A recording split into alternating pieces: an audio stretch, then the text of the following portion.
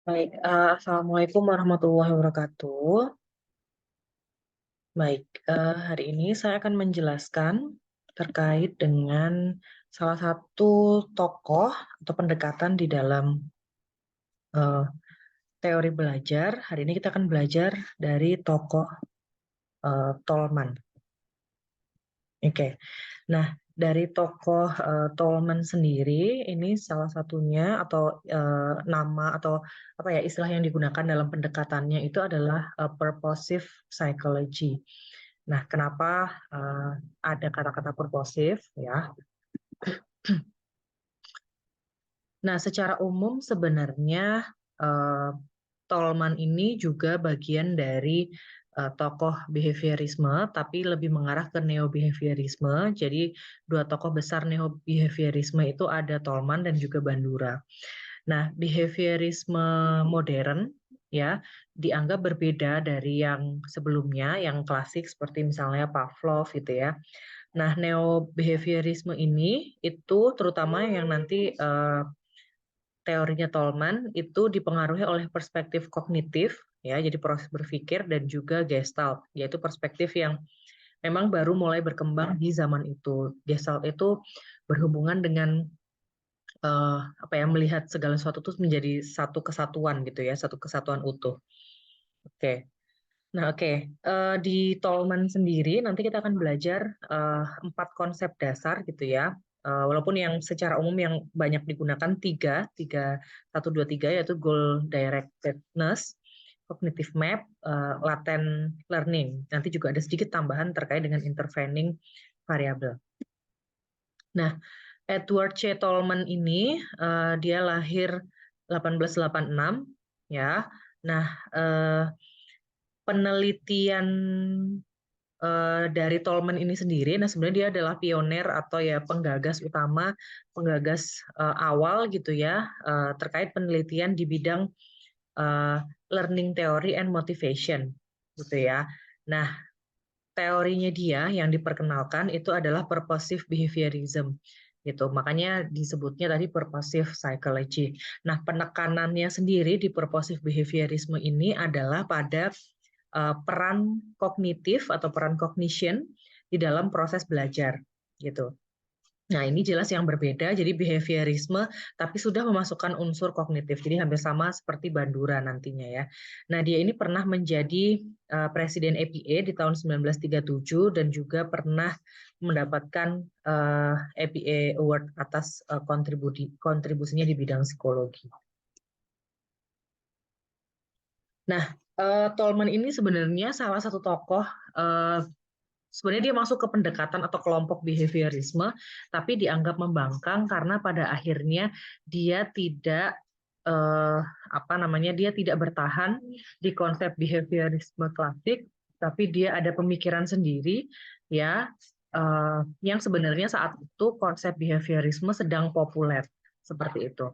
Nah, teori belajar yang pada akhirnya dikembangkan itu tadi disampaikan lebih ke behaviorisme, tapi di situ ada uh, campuran atau ada dipengaruhi oleh faktor kognitif dan juga teori Gestalt gitu ya.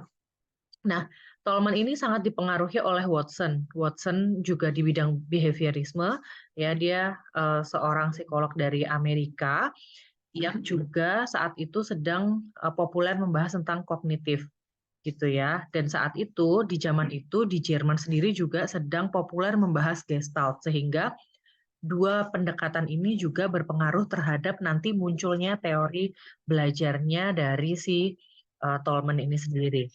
Nah, pemikiran Tolman ini sendiri, jadi perilaku ini disebabkan, jadi mungkin memang perilaku disebabkan adanya stimulus, tapi selain stimulus, proses kognitif juga berperan besar gitu kalau menurut Tolman. Sehingga Tolman menyebut behaviorism yang klasik, yang lama itu sebagai twitchism gitu, karena mengatakan bahwa perilaku bisa dipelajari ke partikel yang lebih kecil atau perilaku yang sifatnya konkret, yang sifatnya operasional.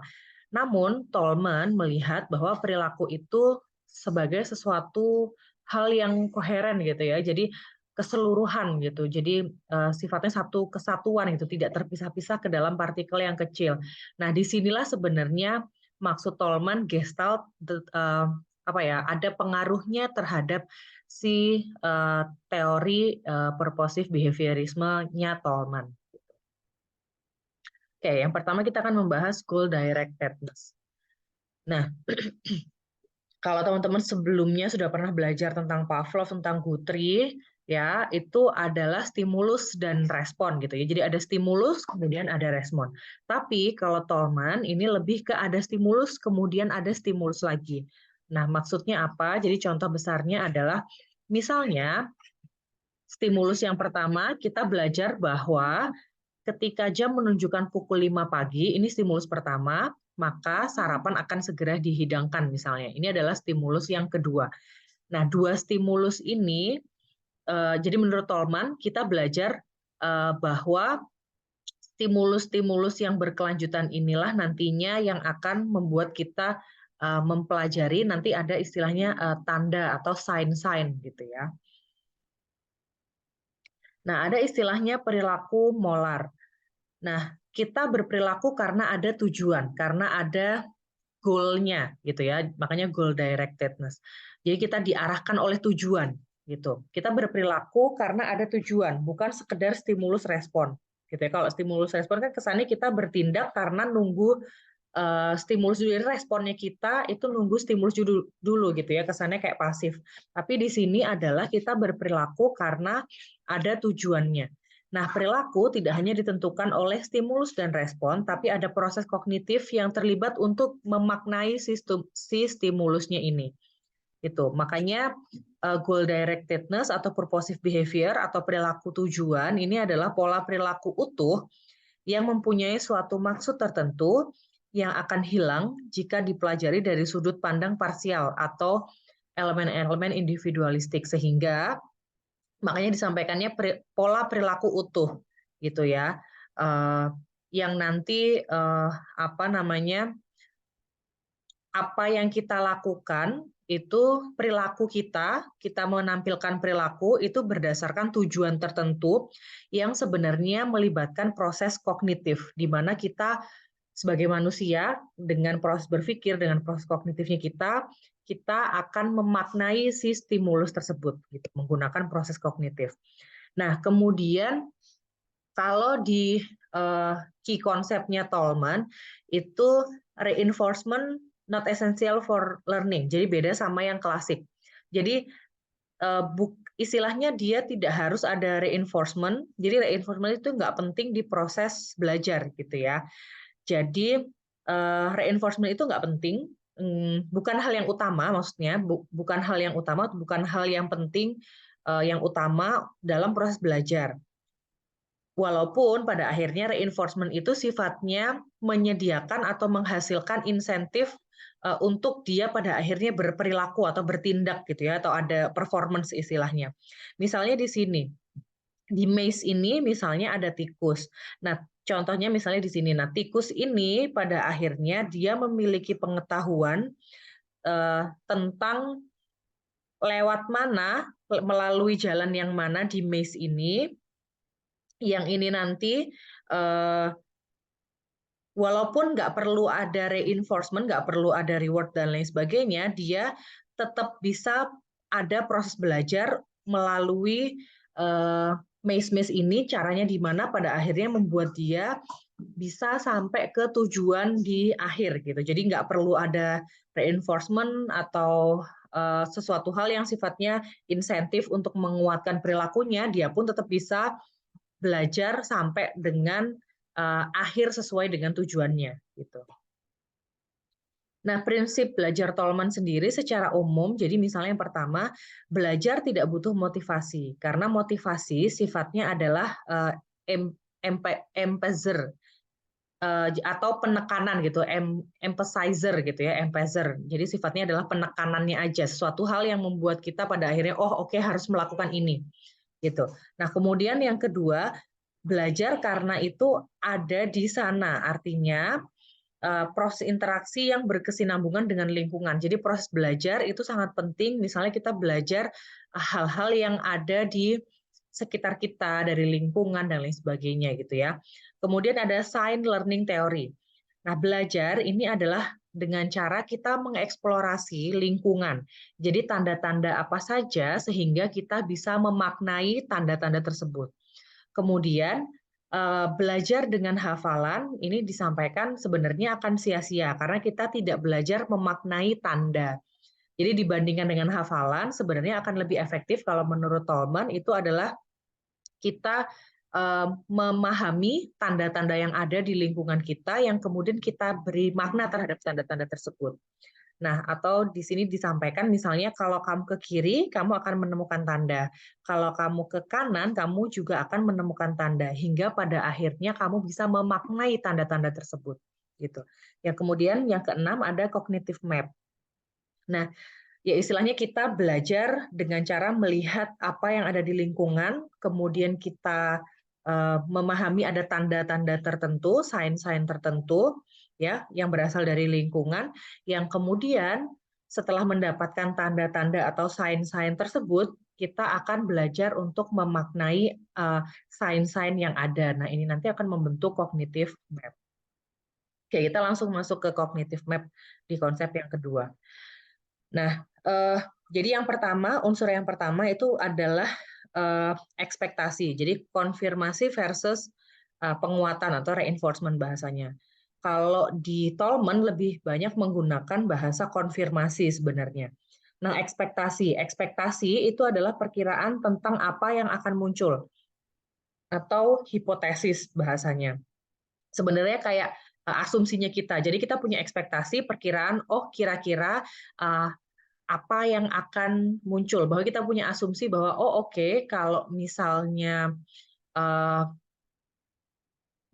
langitnya mendung misalnya di pagi hari berarti ini nanti ada kemungkinan akan turun hujan misalnya. Nah, asumsi atau ekspektasi atau hipotesis ini nanti akan dikonfirmasi atau bahkan dibantah berdasarkan pengalaman kita sebelumnya.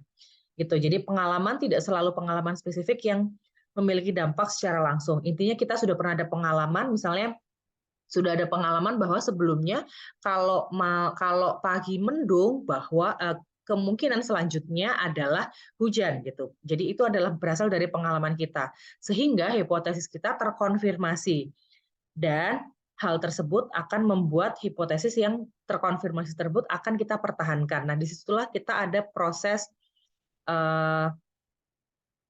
learning, proses belajar, dan yang tidak akan diabaikan. Karena memang dari pengalaman-pengalaman yang sebelumnya, hipotesis kita, asumsi kita terkonfirmasi, ekspektasi kita terkonfirmasi.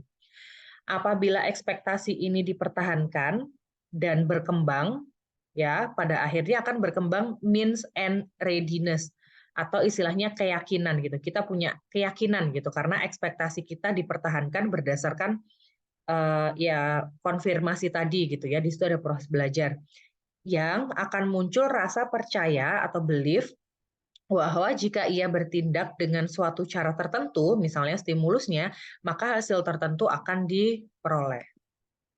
Nah, oke, di sini misalnya kita ada harapan tertentu atau ekspektasi tadi ya. Jadi ide tentang sesuatu apa yang kemudian menuntun pada sesuatu hal yang lain. Nah, harapan awal atau ekspektasi awal ini adalah hipotesis tadi. Nah, hipotesis ini akan dikonfirmasi. Nah, bahasa di behaviorisme klasik dikonfirmasi ini adalah reinforcement sebenarnya. Hipotesisnya dikonfirmasi atau tidak dikonfirmasi. Nah, itu semua ekspektasi kita yang membentuk hipotesis, kemudian ada dikonfirmasi atau tidak dikonfirmasi, ini nanti yang akan membentuk cognitive map, gitu ya. Nah, sehingga mencari usaha yang terkecil, nah usaha yang berhasil ini nanti akan dipertahankan, ya, sehingga akan membentuk belief seperti itu. Nah, ini adalah contoh eksperimen yang dilakukan oleh Tolman, yaitu Tolman Maze, ya, menggunakan tikus seperti gambar yang awal tadi. Oke, nah ini eksperimen yang dilakukan adalah vicarious trial and error, ya. Nah, Tolman ini kan tadi mengadopsi salah satunya juga pendekatan Gestalt gitu ya. Dia setuju atau pro terhadap teori ini. Nah, di Gestalt ini sebenarnya lebih menekankan pada proses kognitif. Sehingga di situ misalnya contohnya di maze ini tikus dalam box ya, itu kan ada box apa namanya maze-nya ini ya. Nah, tikus dalam box akan berhenti berlari dan melihat apakah pilihan solusi bisa dilakukan atau tidak gitu ya. Nah, dia akan lari terus kemudian melihat kira-kira jalannya benar atau tidak ya gitu. Oke, sebentar.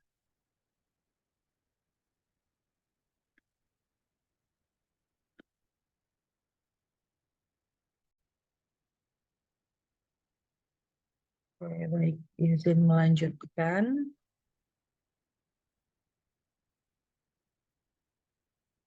Oke, baik. Nah, ini tadi konsep vicarious trial and error pada eksperimennya Tolman Maze pada tikus. Nah, di sini misalnya